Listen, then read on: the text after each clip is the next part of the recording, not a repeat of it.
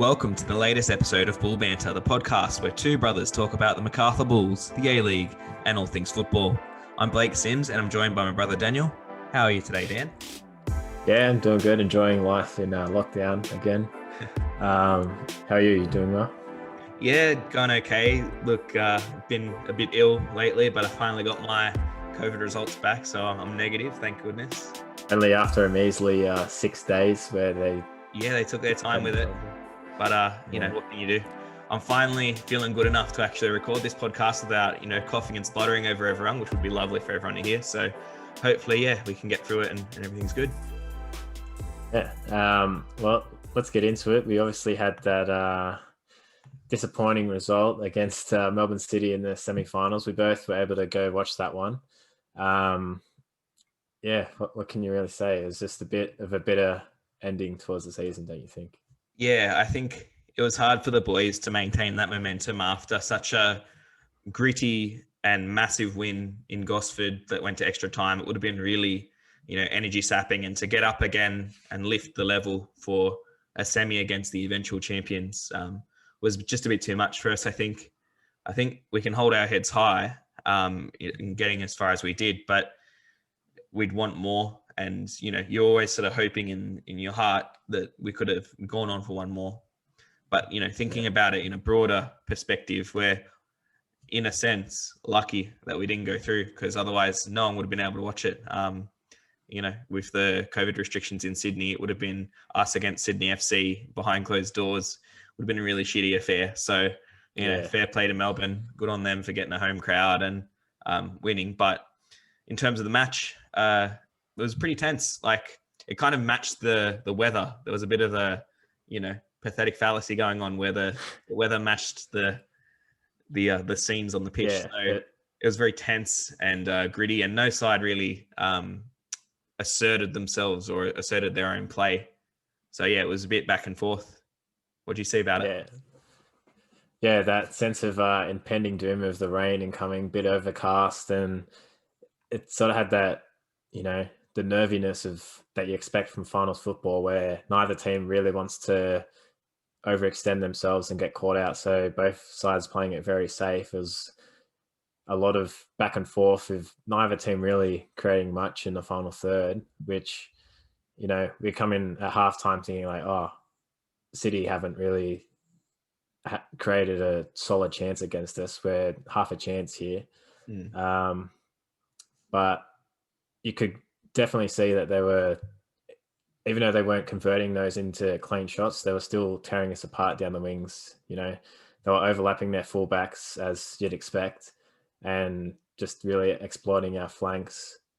They were in our final third more than we were in theirs, you could say. But were they converting that to real chances? I don't think so. I think it was very sort of safe in that first half. I think both teams lined up just to go, all right, let's not be the first team to concede. Let's build our way into the game and just, get a stranglehold on it. And neither team really could. But, that all changed in the second half. We had our chances. Charles went through and, nearly, you just think if that had gone in, different game, different story. We're going through to a grand final. He picks the pocket of a defender, strolls on through, rounds the keeper, does everything right, and you're thinking, all right, just put your foot through it, lad.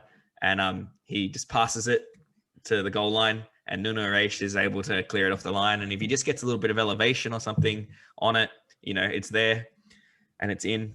You see in the replays as well, he doesn't look at the goal before he takes the shot. You think if he just gets his eyes up just 1 millisecond, he'll be able to see how he has to kick it. But he just goes instinct. No, I just got to put it in the right spot. And unfortunately, a defender was there. So, it's the ifs and buts. It's the little percentages, and it's the things that make this game so enthralling. But it just wasn't our day. And you're thinking after that chance, like, are we going to get a better chance than that? You start to doubt. And, City sort of went on with it from there. I think you got to cut him some slack on it, though. Like, he did take the touch. Yeah, he did take the touch a little bit wide to get around the keeper. Like, the keeper forced him pretty far wide there. But then, if he tries to put his foot through it, he runs the risk of, hitting the side netting or just blasting it over.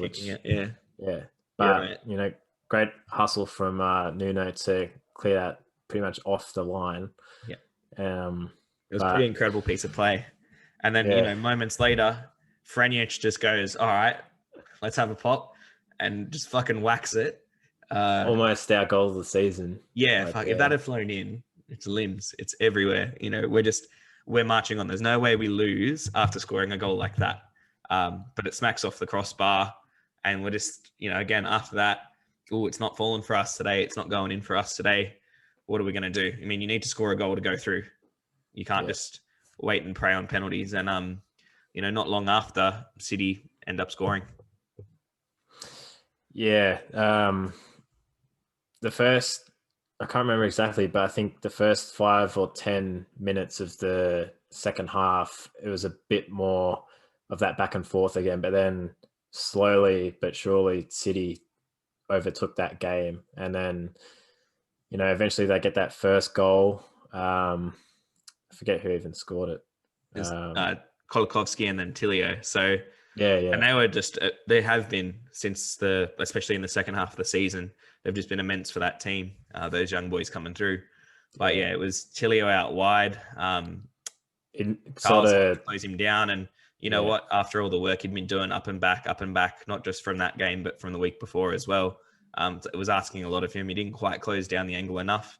Ball got through. He had 3 defenders in there marking 1 player, but it was just pinpoint, and the run was perfectly timed. And Milligan left it. Federici left it. He probably could have dived out, and Susniar wasn't quite, tracking where he should have been.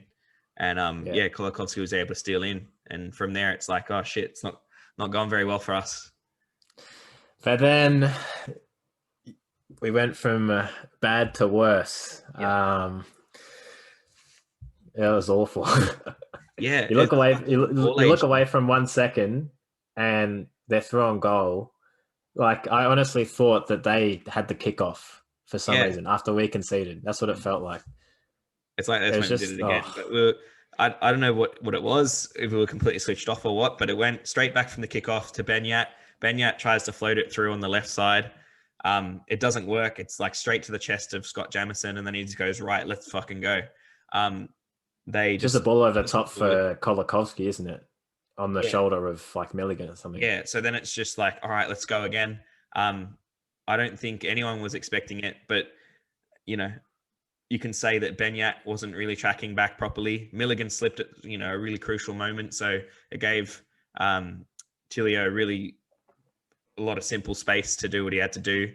If Benyat's trying a bit harder, maybe he's on the line there for a goal line clearance. But at the end of the day, it was just a calamity. Not much else you can say about it. If he'd just cleared it, put it down the other end and just reset, because we were pretty rattled after conceding that goal, after all the fine work we did.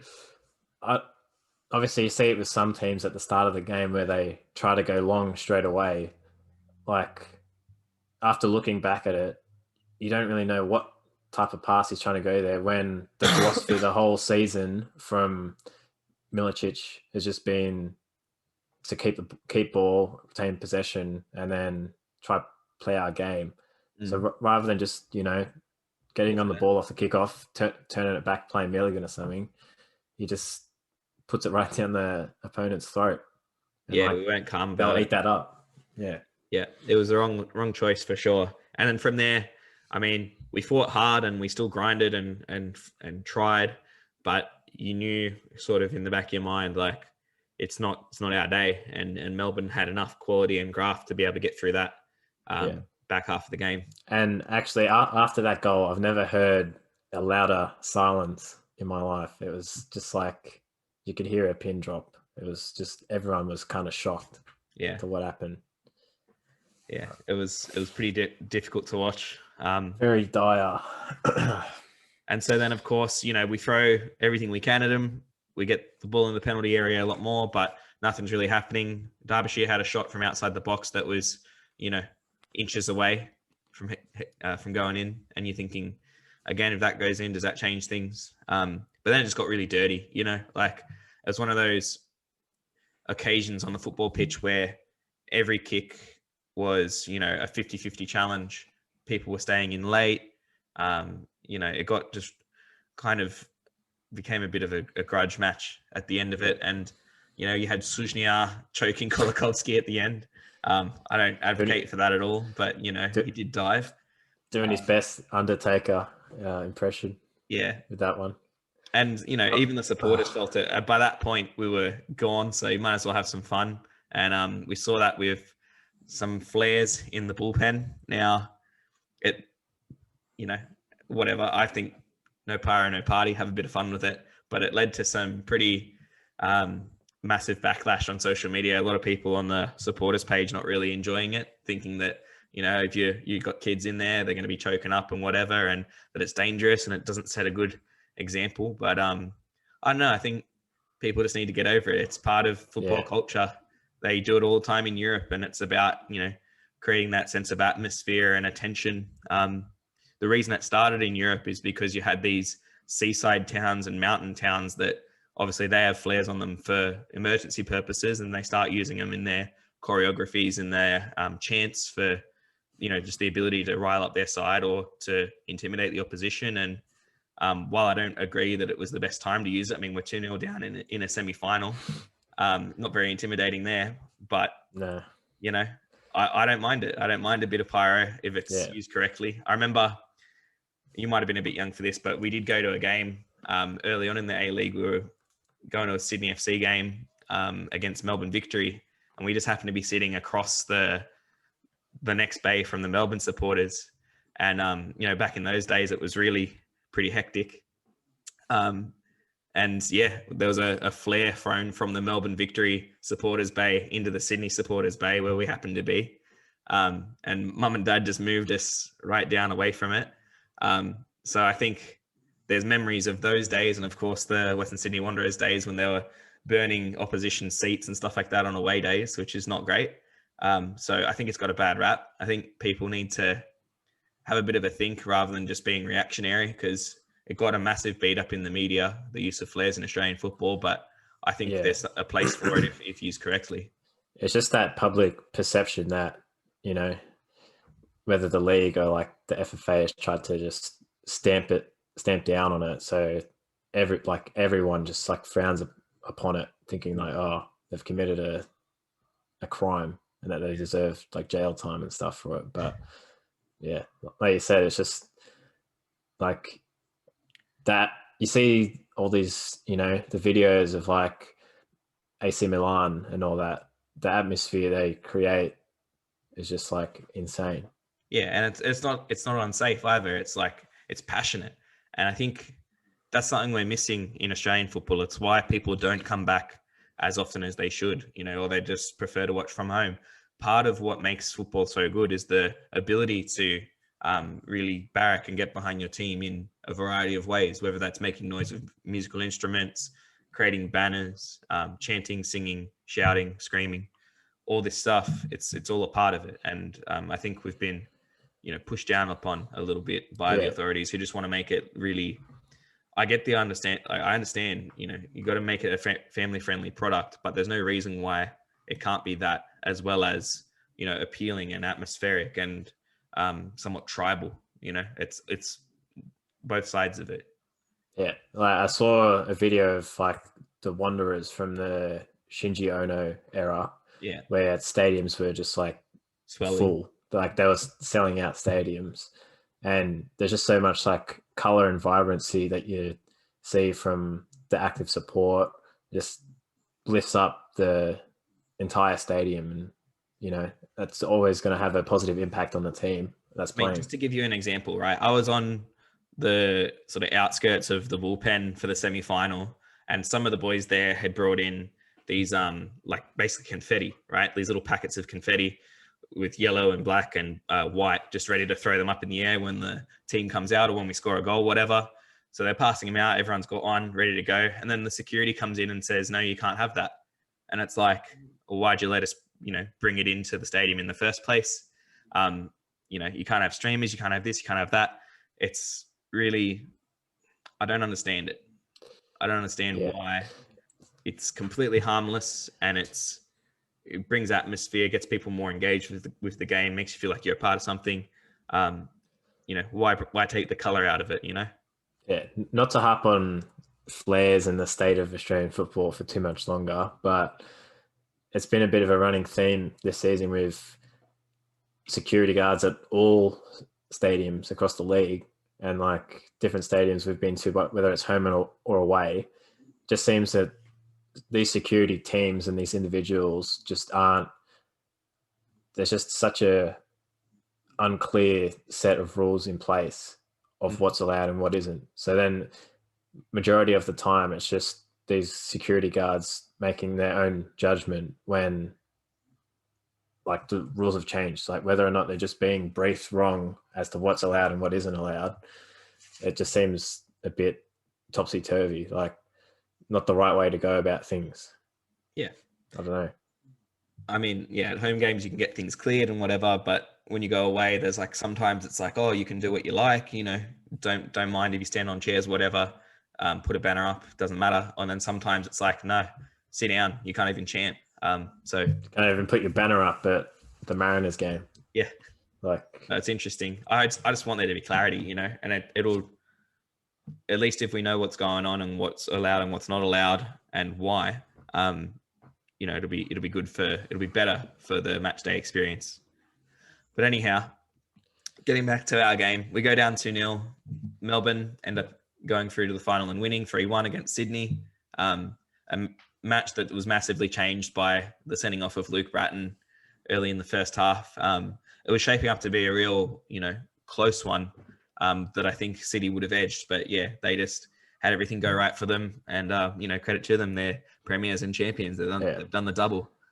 The fact that they've been this dominant all season, and then especially towards the end of the season when they have players like Metcalf and McLaren out of their starting 11, like their depth is just unmatched.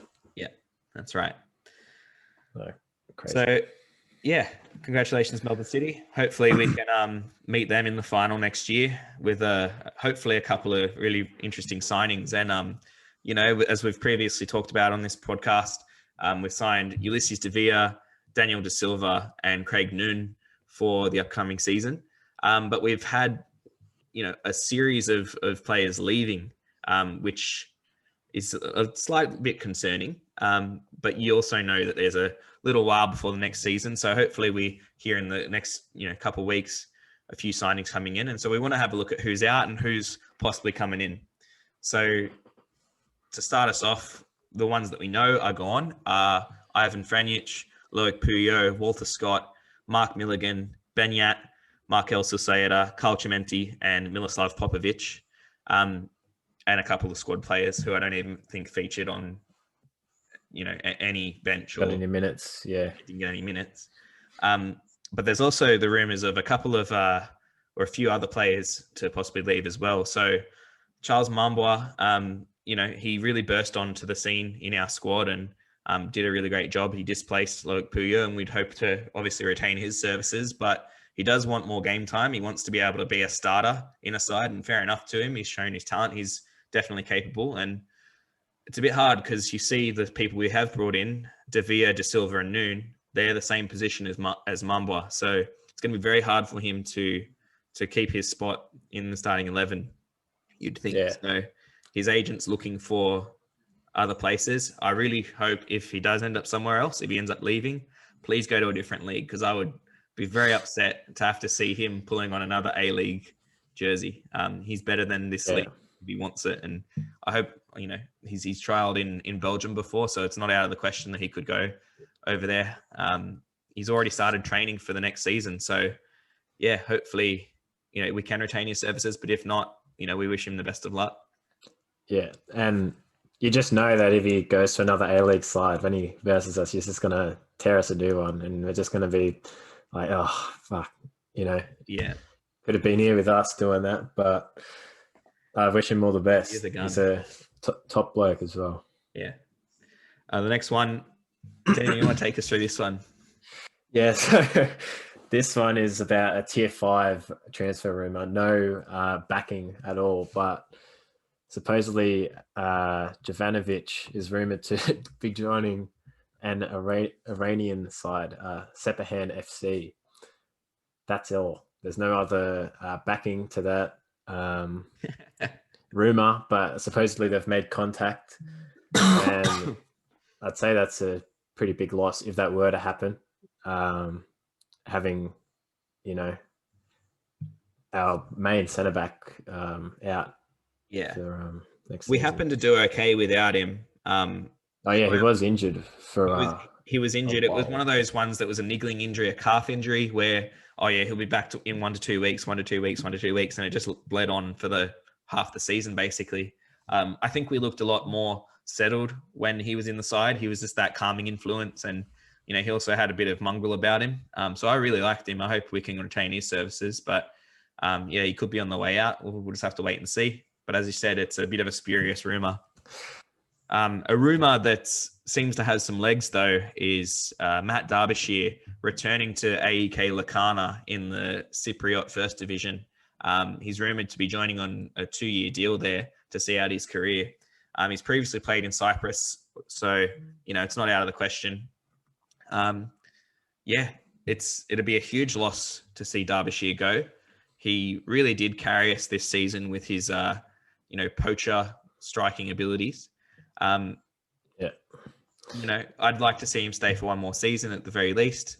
But he is 35, and so you're thinking maybe if he doesn't have the legs for the type of league that we are, where it's very fast, it's transitions, it's young players coming on late and just burning things. So maybe it's for the best if he leaves. And we've got youngsters in Michael Russ, and even if you look into the NPL, Bull Banter coming through.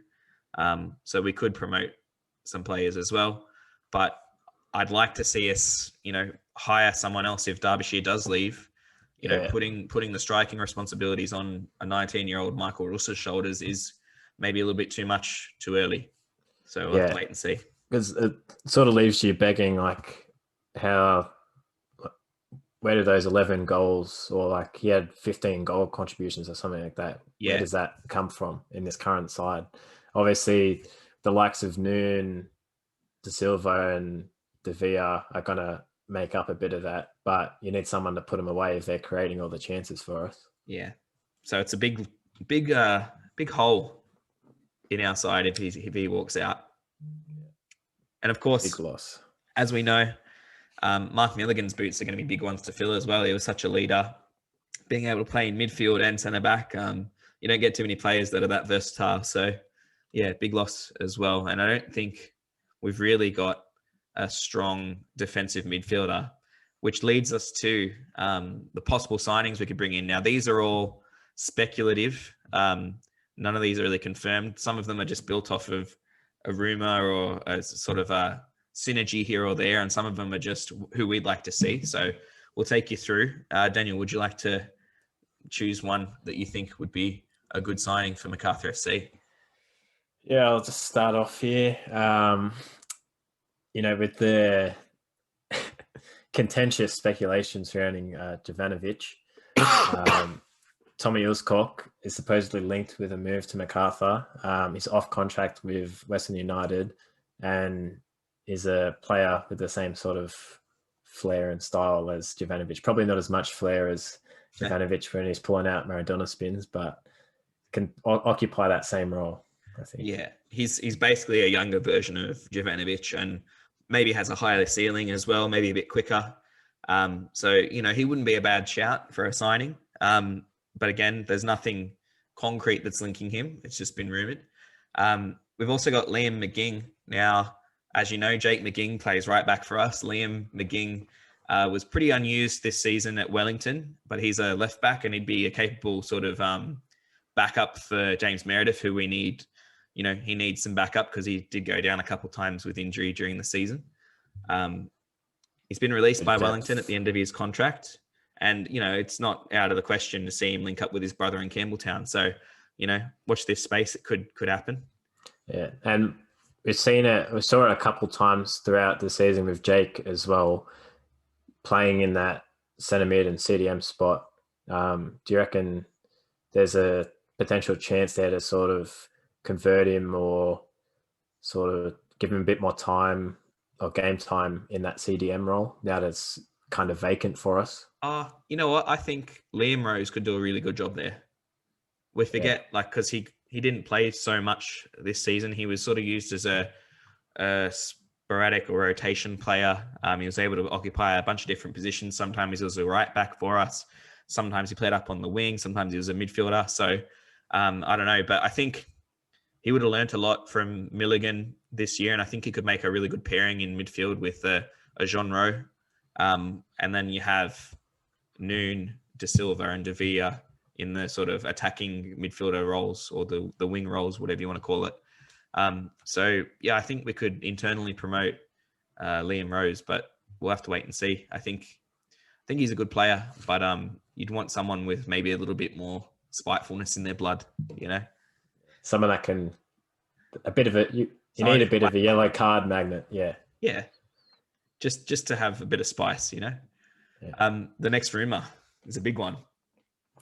Yeah, so with the rumor of Derbyshire parting ways, it's been, very reported that Vela's come to the end of his contract at Los Angeles FC in the MLS, and he's been carving it up there the last 4 seasons. He scored 53 goals and had 32 assists in 73 appearances. So he's a bit of a baller. And if we can get him here, we've got that slot open. We've got that extra salary cap space to spend. He's going to rival Jamie McLaren if he gets here. Yeah. Oh, I think he'll be the top player in the league if he gets here. Of course, he stated he wanted to come to Australia in April. He said, maybe in my future, I'll see myself in Australia. So, tenuous. There'd be a lot of clubs around the world who'd want to secure his services. Of course, he could easily go back to Europe and, demand, to be a first 11 player. The Saudi league as well, he could just command China even. He could set himself up for huge life. bucks. Yeah. So. But there's a couple interesting links. So obviously, he's played for Arsenal and Real Sociedad in the past, but and he'd be a massive talent. Everyone wants him. But with De Villa coming here, De Villa's Mexican. Carlos Vela is Mexican. Maybe it's just we've brought him to be able to, shift into this, Mexican-led Macarthur Bulls. I'd like to see it. They're very talented players, and maybe Ulysses could become his best mate, hopefully, and then bring him in. Yeah, and another thing as well, think about all the extra sort of Mexican fans that we're going to get as well, because there's a bit of a subgroup at Wellington that was huge that just brought the trumpets in, and that we could have the trumpets and everything. We could have the bullpen, we could have Baraka, we could have the Mexicans on the trumpets. Like, let's go. Love it. Going off. Yeah. But yeah, another one we've got here, obviously for that open striker slot. Moody Najjar, obviously his loan term ended with us, with Melbourne City. But do you think we could see him return to the Bulls on a full-time basis? Yeah, he's an interesting one. So I don't think he really lit up the league by any stretch of the imagination in his season with Macarthur. Of course, he was starting sort of on the left wing for us in the early part of the season, and then he was displaced when Silsaeta was able to come in, and Puyo was also deployed out there for a bit. So he kind of floated in and out of that starting 11, was on the bench a fair bit, and he hadn't really made much impact, which is concerning. So he's been released by Melbourne City. I think if we're desperate, we could get him back in, and maybe he could play striker for us. Maybe him and Russ would compete for the striker's spot. But I personally think that we can get better options in, because I don't think Moody Najjar, despite how good of a bloke he is, really showed enough to be our starting striker. Yeah, it might occupy more of an off-the-bench role. But I think in terms of the team culture, from what you see, on social media and everything, it seems that he was, a pretty active figure in the team spirit and the banter and everything. So it might be worthwhile to keep him another year and keep that sort of community we had growing and that team identity. Yeah, like I'm not against him. You know, he looks like he will be a good player. I just think he lacks composure in the 18-yard box, and unfortunately for a striker, that's the skill you probably need the most. I think there's better options out there for us as a striker. Even if we, promote internally, we've got a couple of other options. I mean, you look at the likes of Bull. His numbers weren't amazing in the NPL this season. He got 3 goals from 14 appearances, and most of those were off the bench. But when he has had a significant amount of time on the field, he's looked a real talent. And I'm talking not just finishing, like linking up the play, being a complete threat most of the time. He carries the ball very well as well. Yeah, like a different he's the sort of back at Derbyshire. Yeah, he can turn on it and then just drive, like sort of similar vein to that sort of Russ, where he just gets it and goes, but is a bit more technical, I think. Yeah, he's a danger man, and more versatile than a Derbyshire, I would say, but very young at the same time. I think he's only 20 years old, so he's one who we could probably just leave in the nursery for another season if we needed to. Again, you wouldn't want to just trust all your goal scoring on a couple of youngsters. You need an experienced figure in there, I think. Much needed. But yeah, we've got another one here. Tomo Hamed. It's rumoured to have enjoyed his time in New South Wales when Wellington was stationed in Wollongong, but has not been released as of yet. Anything else to add on that one? Yeah, I mean, Wellington, despite how well they've played, there seems to be a bit of an exodus there. Ufuk Talay has been signed on again for them. But yeah, I think Hamed could be, especially if we came with a better offer in the same sort of way that we did with De Vere, I think we could poach him from Wellington, especially with, he enjoyed his time here. The Israeli fans followed him around, so we could have a very multicultural mix at Macarthur, which would just be brilliant next season if we were able to to sign him up. But that's a bit of a more spurious one. There's nothing really been linked yet. I'd just like to see him there. I think he's a great player. I think he'd be able to do the job that Derbyshire did plus. And another one here, another loanee whose term has ended and hopefully can bring him back, Anthony Martus, or Antonis Martus, whatever he prefers to go by. Bit of a crowd favourite with his industrious play as the season grew on, very gritty and put his body on the line a lot of times, won plenty of fouls for us too.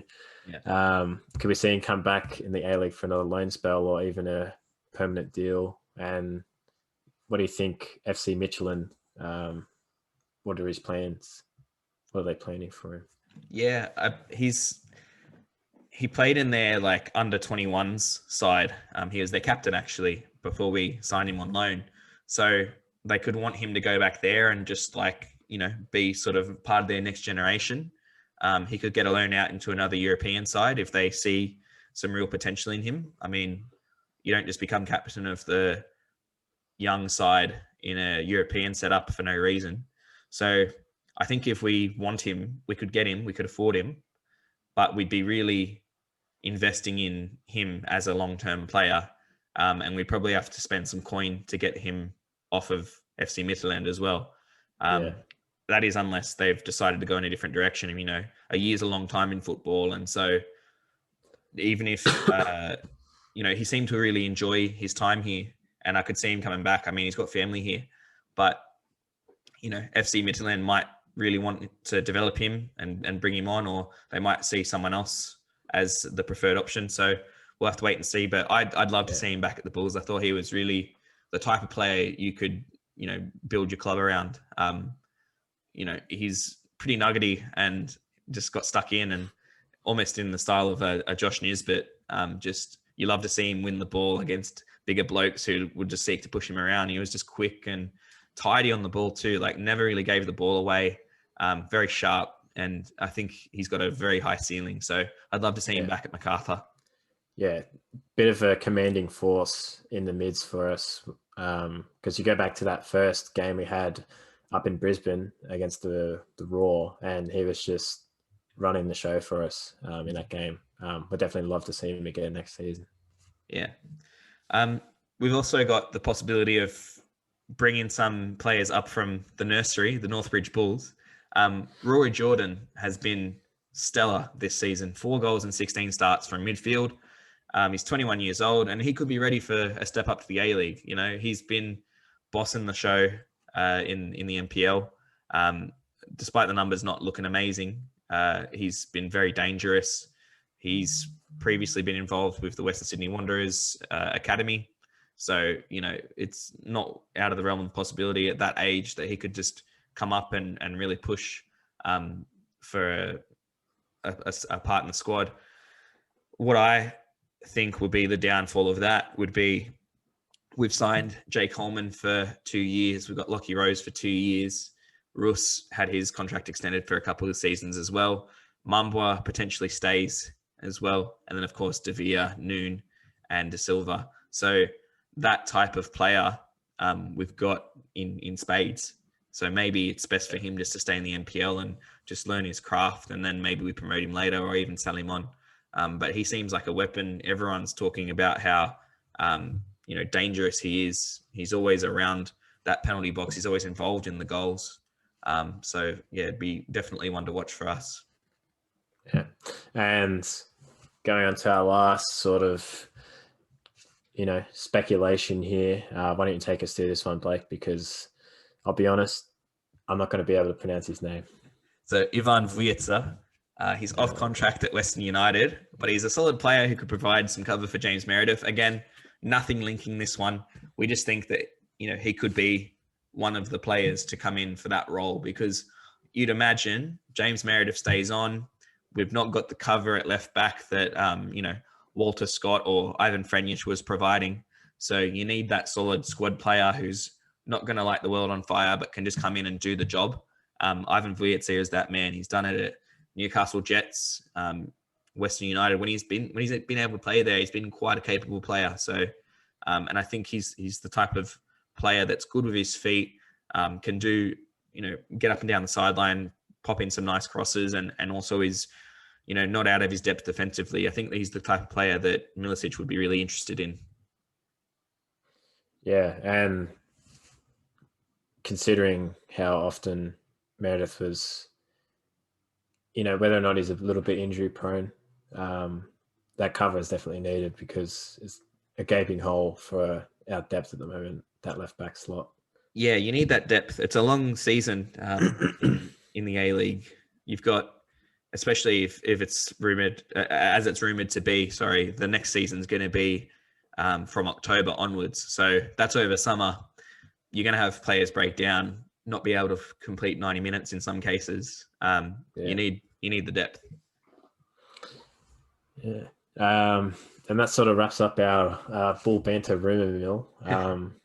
We'll see how many of those come true. Probably not many of them. But I think, the biggest one to take away from that is the Derbyshire out rumour, because it seems to have a bit of legs going for it, which is extremely disappointing. But yeah. But is it too early to say, Carlos Vela, welcome to Campbelltown? Honestly, let's go. We've seen stranger things happen. Get De Villa on the phone, get him in his ear, start chatting away. Say come here. Yeah. Look forward to it. Should be a decent squad next season. I think we should definitely be a bit more creative in that final third, which is what we severely lacked this season. Yeah, it was good to see us stroke around the ball really nicely. It's good to have that possession game, but if you're not creating chances and goal mouth action, what's it all for? There were some games this season where you're just thinking, come on, mate, just put the ball in, do something. So hopefully with Noon, De Silva, and De Villa, you're going to get that. That's what they do. That's the type of player they are. So we should see a lot more dynamic team next season. Yeah. Plus, I think going from season to season, you sort of need to adapt and sort of come. You got to change things. Otherwise, if we come in with the same game plan and the same sort of personnel, we're just going to be found out immediately. Yeah. And I think it definitely gives us a bit more versatility in the squad, having these creative players in there. Might see us not whipping as many balls in, maybe hitting on the counter a bit more, which will be good. So yeah. So plenty to look forward to, including our next segment, which is the Bull Banter Awards. We've come up with a number of categories for the end of season awards. Macarthur's end of season awards weren't able to be actually hosted due to COVID concerns. So I think they're releasing them. No. These are the official awards now. I don't know what you're talking about. The Bull Banter Awards in lieu of the Macarthur end of year awards. So we've got the first one, the Tekkers of the season, and these are going to be accompanied, of course, by the clips that Daniel has searched through and clipped for us. So we start off, the nominees are the Jovanovic Maradona spin, Lockheed Rose versus Wellington, where he beat two players and fizzed in a cross. The Puyo Meg, where he got two against Melbourne City. And I think he had, throughout the season, he had like a ton of nutmegs. But yeah, anyway, we love a meg. Yeah, but you need end product as well. Holman has run at home down the sideline, which lit up. I think it was against Melbourne City. Socieda's corner run versus Sydney. Iconic play where I think it was Paul Rattray just saying he's going nowhere, and then all of a sudden goal. Right, beats three people, squares it to Derbyshire, and insane run. Special player, and of course the honourable mention, the Federici bicycle, which unfortunately didn't come off, but A+ for effort. Yeah, you can't fault it. So Daniel, you're selecting this one. What do you think? Look, we didn't have too many Tekkers this season. Our side wasn't set up to take players on one-on-one. But I don't think you can look past the Jovanovic Maradona spin. A bit of a Zinedine Zidane-esque turn on the ball, just uses his body. He had like three players around him and then just lays it off to Benyat. Oh, it was just all instinct, wasn't it? It was all nonchalant. Yeah. He just has that in his locker, which is why we hope he doesn't go to the Iranian side. Yeah, congratulations, Jovanovic. If you want to come collect your Bull Banter Award, just hit us up in the DMs. Thank you. Moving on. This is one of the most original awards. We've got the Bull Banter Award, which is for the most consistent banter throughout the season. Towards the end of the season, the Macarthur FC really ramped up the social media, and there's only one nominee for this one. It's got to be Lord Golek. He's called Lord Golek for a reason. He was front and center for pretty much everything on the Instagram stories and everything from Macarthur. He's always uploading some cracker moments to his own story. And not only that, like he was able to bring the banter onto the field. Remember against Sydney FC, he thought he was playing cricket for a little bit and he caught the ball. Yeah. Yeah, caught it in bounds. Just unopposed in the banter stakes. And whenever he walks past the bullpen, he's always, saying good day, having a bit of a laugh, chatting to people. Giving them his jackets. I put the clip in on his story the other day. They're playing cricket in the sheds with they had the fire roller as like a cricket bat and stuff. Nice. But yeah, hats off, top banter. We hope there's a bit more competition next year. Yeah. Because I think the closest this year might have been like Midi Najar, maybe.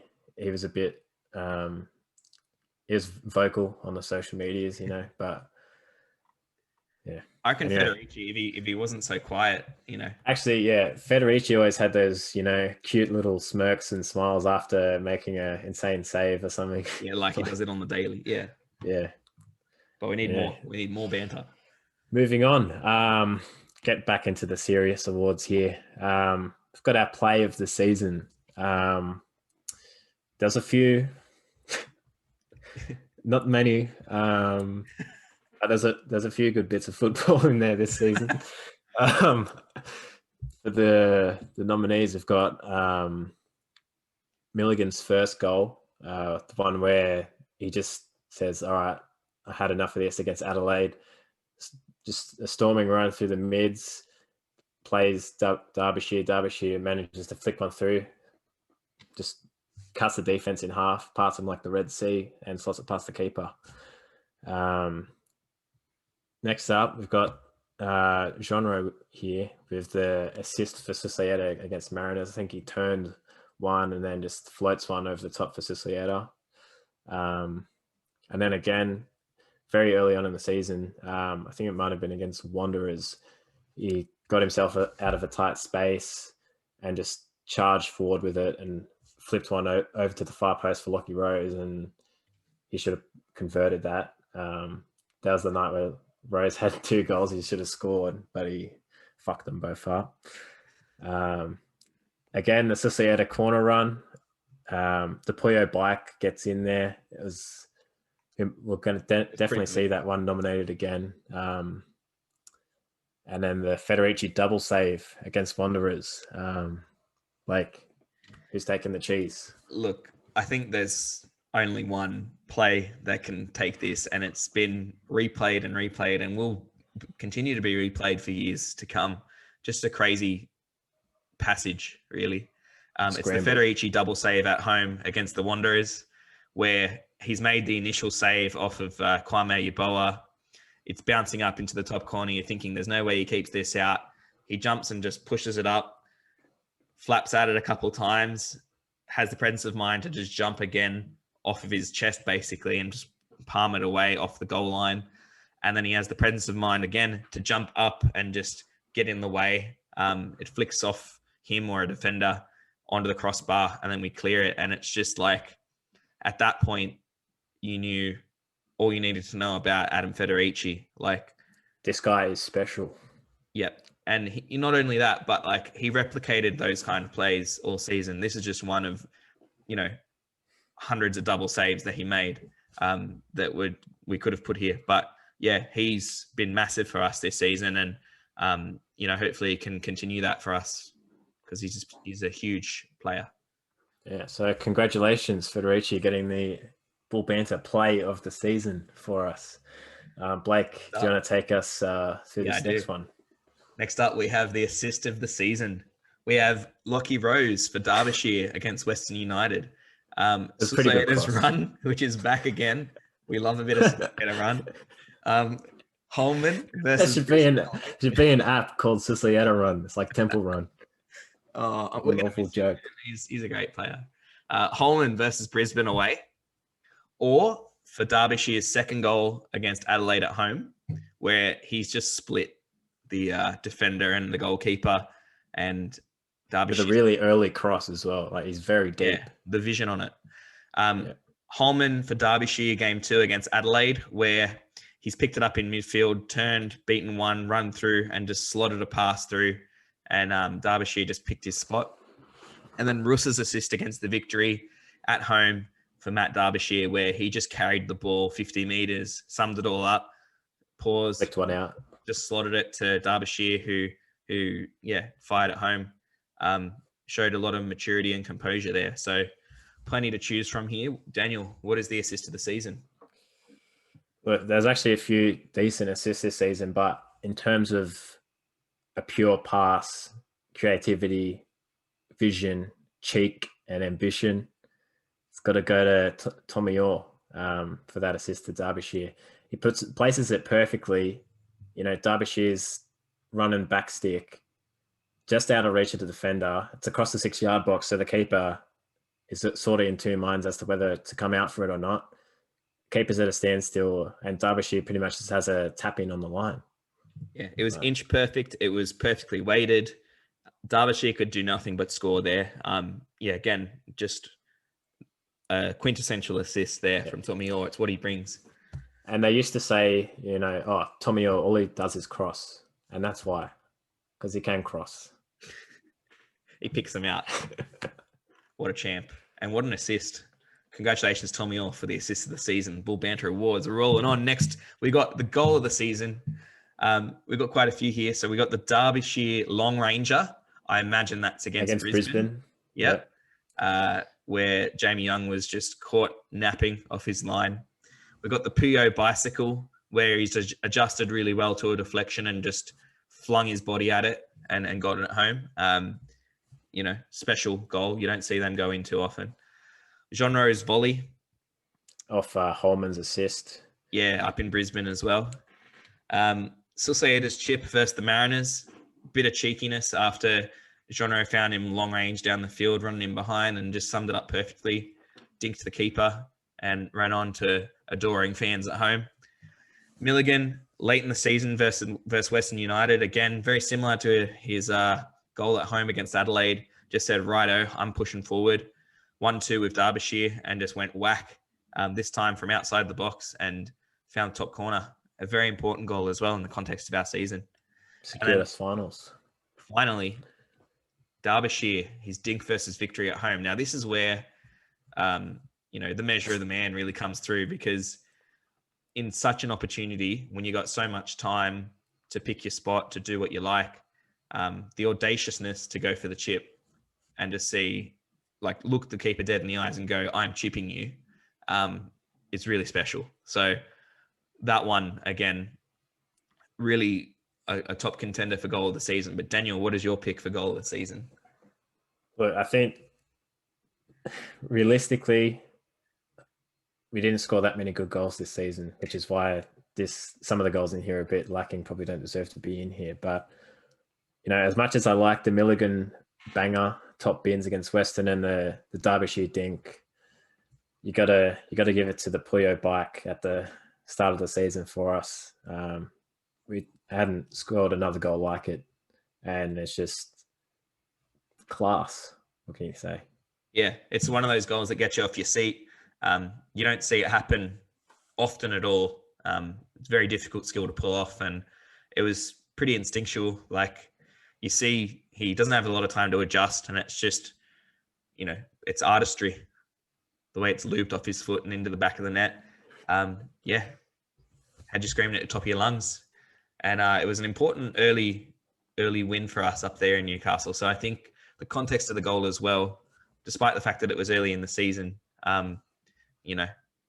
if that's all we remember Puyo for, it might as well be an amazing bicycle kick away from home. Yeah. If you don't love him at his best, then you can't have him at your worst. So yeah, truer words are never spoken. That's why. Congratulations, Puyo, for goal of the season. Magnifique. Young player of the season. We got a number of contenders here, and it was lovely to see this year the Macarthur Bulls bringing through some young talent. Of course, we start off with the number one contender, Lockheed Rose, picked from obscurity and PL2, trialled for the Bulls, smashed in an awesome goal against Macarthur Rams in preseason, and got himself a 2-year deal. He was a fan favorite early on, and probably had a little bit too high expectations on him.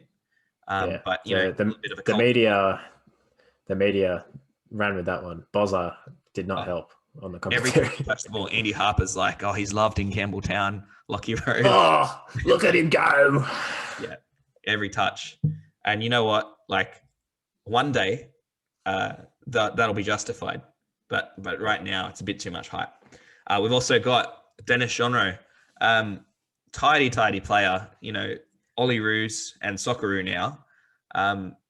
Amazing. Couldn't have put a foot wrong all season. Playing with Banyat, didn't look out of place, looked even superior to him in a lot of ways with his industriousness in midfield.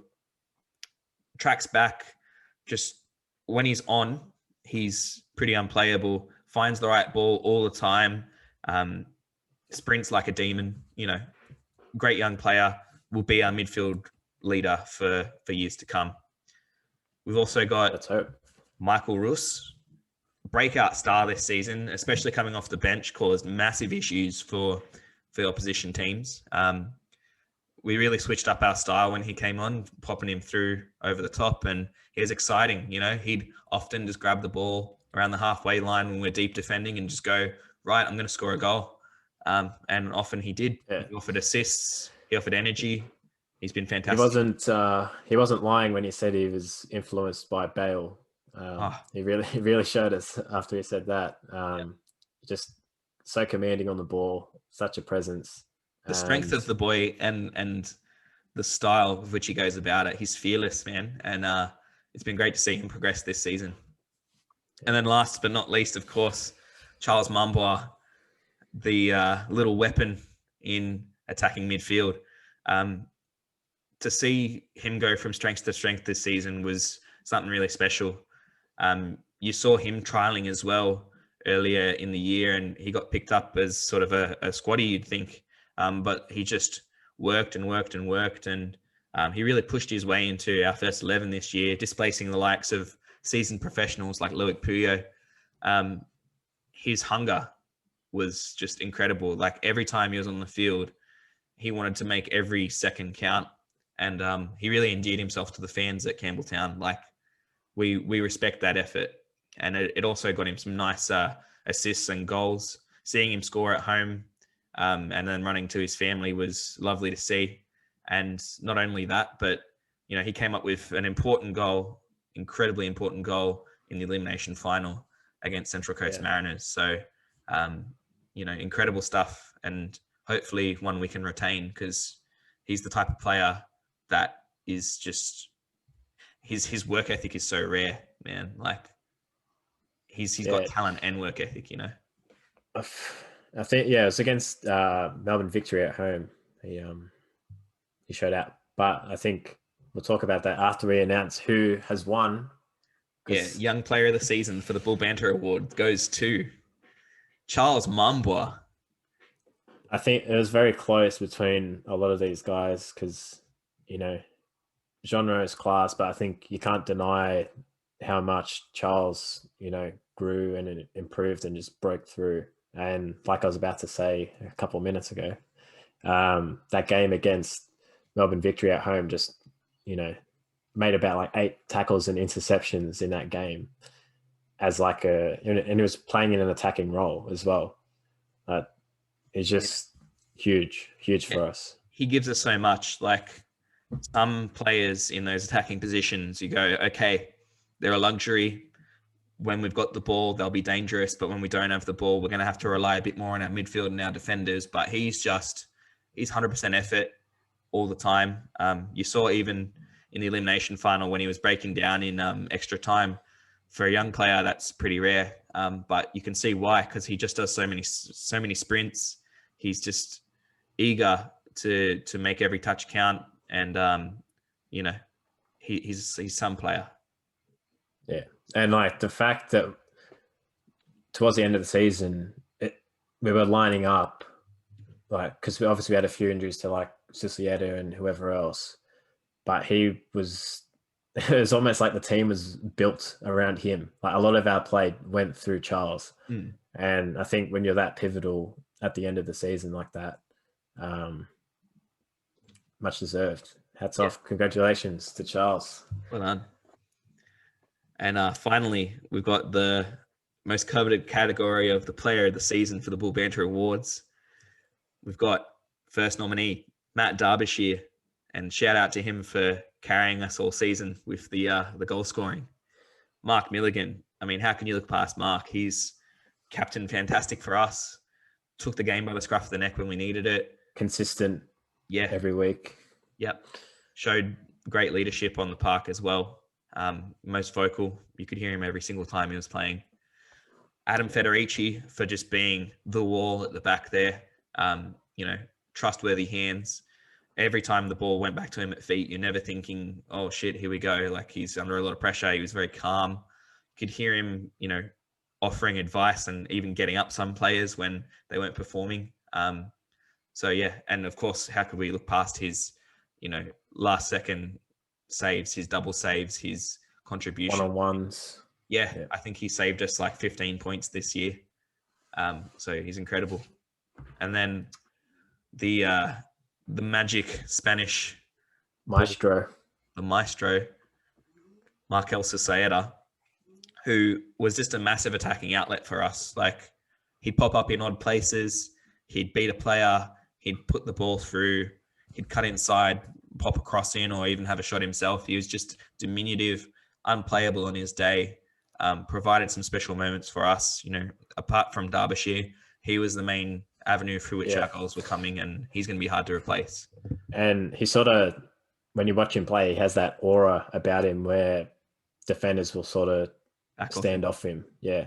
And he can just stand on the ball for 5 seconds if he wanted to, just with his foot on it, and they give him that respect. Yeah.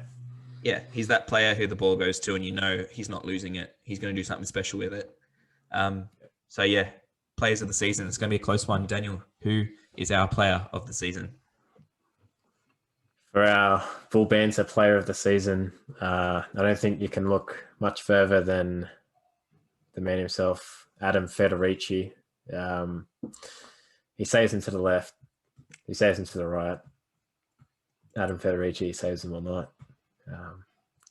Just otherworldly for us. But the fact he didn't win the goalkeeper of the season for the A-League award is a bit ridiculous, I think, because he, as you said earlier, saved us probably 15 points throughout the season. Like, he's the reason why we got in the top 6. Yeah. I agree. His performance against Western Sydney in our very first game will go down in the ages. Like 6 saves or something. Yeah. And it's not just the amount of saves. It's the type of saves he's making, reaching outstretched out of the top corner, point blank reaction saves, and, backing it up with a double or triple save at some points. Just his scrambling, his ability to unnerve a attacker who's bearing down on him one-on-one. Like, I don't think he got beat one-on-one often, if at all, this season. Just a massive player to have, because, even when your defense gets beaten, there's still a good chance that they're not scoring a goal. And even oppositions knew that. To score a goal against us, you'd have to take him out of the equation, basically.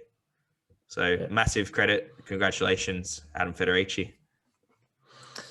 Yeah. And I suppose that brings us to the end of the Bull Banter Awards. Is there any other special mentions or Bull Banter-ish awards you can think of at the top of your head? No. And I hope that next season we see a little bit more competition. But we will continue this. And score a few more goals. Yeah, I'd like to see that. But in terms of for the listeners, this will be the last podcast for a little while, obviously with not much going on in Macarthur, for Macarthur FC and with the A-League. Podcasts will be kind of sporadic from now on. We used to do them weekly, but we don't have much to talk about in the off season, so we'll be a bit quiet for a while. Yeah. But we will let you know we're continuing this for next season, and we're going on to bigger and better things. So, don't unsubscribe. Keep your eyes and keep. We'll try pump some content out. Maybe, I don't know, if we do something with the Euros, maybe, I don't know, people are interested in that. We'll see. But we will maintain our coverage of this excellent team, and any signings that get announced, we'll be there to let you know as well. So, from us here at Bull Banter, we thank you for your listenership across the year, and we'll hopefully see you next season, ready to hype up Macarthur FC and get them to finals again. We really enjoyed it. And I guess just from a personal note, for me, it's been really good being able to talk to you guys. For those who don't know, I had a few health issues earlier in the year, and just I had cancer. Being able to look on the bright side of things, being able to look forward to have something to do, to look at this team and have a bit of hope was really something massive that got me through. So just thank you guys so much. Thank you, Daniel, for doing this with me. And that's why we do it, for the love of the game. We do it for the love of the game. Thanks, guys. See us. Subscribe to Bull Banter. We'll see you in the next one. Thanks, guys.